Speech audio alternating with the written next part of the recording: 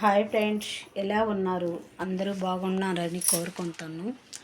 నా శుక్రవారం పూట పూజా విధానం ప్రతి శుక్రవారం కూడా నేను దుర్గమ్మని కొలుస్తాను. దుర్గమ్మని నమ్మినాను కాబట్టి తప్పరాని పరిస్థితిలో ఉన్నప్పుడైనా మనం చేయాలి. ఒక్క నెలకు ఒక్కసారి మనం చేయలేము, కానీ ఎట్టి పరిస్థితుల్లో నా కష్టాల్లో ఉన్నప్పుడైనా లేచి నువ్వు చేయవలసిందే. తర్వాత ఏదైనా ఒక్కటి నైవేద్యం మనం పెట్టుకోవాలండి. కంపల్సరీగా నైవేద్యం చేయాలి. ఎందుకంటే ఆ తల్లికి ఈ అన్నములో బెల్లం వేసి పాయసం చేసి పాలేసి నైవేద్యం పెడితే అమ్మకి చాలా ఇష్టం. అన్నిటికంట బెల్లం వేసి పాయసం చేస్తేనే ఆ తల్లికి ఇష్టం.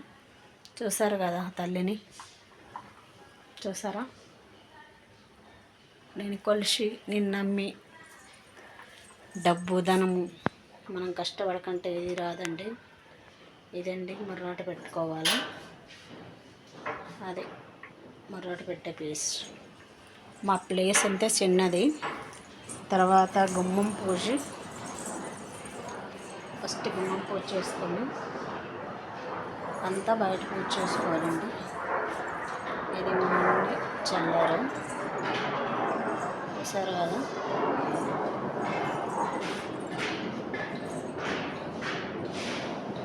ఇదండి ఏమన్నా రోజు నైవేద్యం చూపెట్టాను కదా ఫ్రెండ్స్.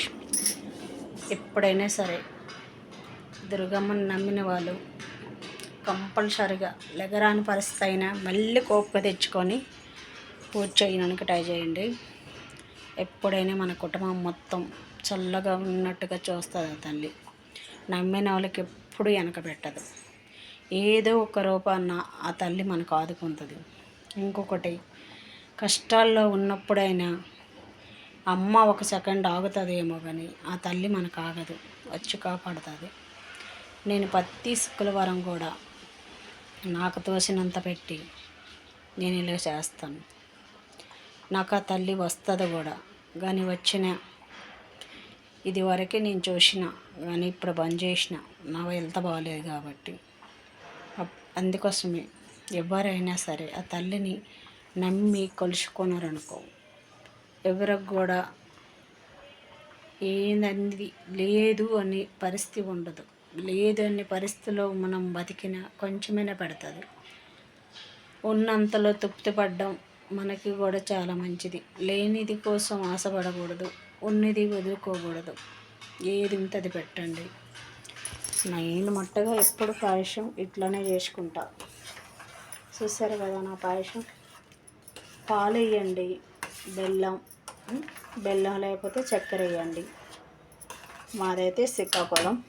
ఆ శ్రీకాకుళం బెల్లం అయితే సూపర్ ఉంటుంది, కానీ కొంచెం ముంత అయిపోయింది. నేనైతే చక్కెర వేసిన. మా బెల్లం తింటే ఎవ్వరూ ఒగ్గరు, అంత మంచిగా ఉంటుంది. అట్లాన ఆ తల్లికి ప్రసాదం పెడతాం మేము.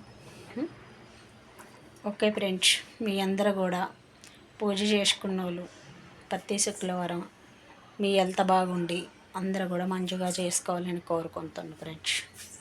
మీ అందరూ మంచిగా ఉండాలని, ఆరోగ్యంతో ఉండాలని, ఆ తల్లి దీవెనలు మీ పట్ల ఎప్పుడు కూడా ఉండాలని మనస్ఫూర్తిగా కోరుకుంటాను. హ్యాపీగా అందరూ కూడా ఉండాలని కోరుకుంటాను ఫ్రెండ్స్. మీలో నేను ఒక్కదాన్ని ఉండాలని కోరుకుంటాను. మీలో మా ఫ్యామిలీ కూడా చల్లగా ఉండాలని కోరుకుంటాను.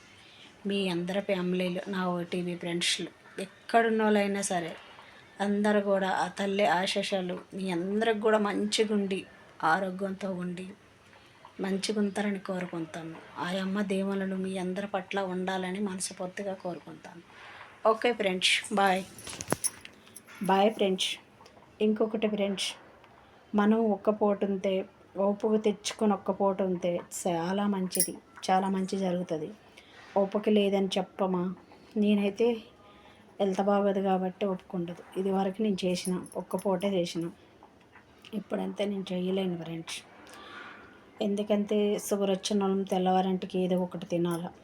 అలాంటిది తినకంటుంటే ఎటు పడిపోతామో తెలియదు.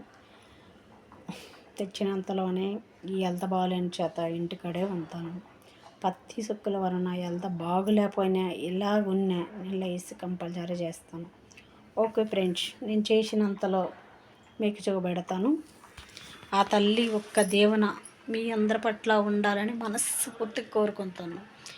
మనసులో వేరేగా పెట్టుకొని వేరేగా అనుకోవడం అది వేస్ట్.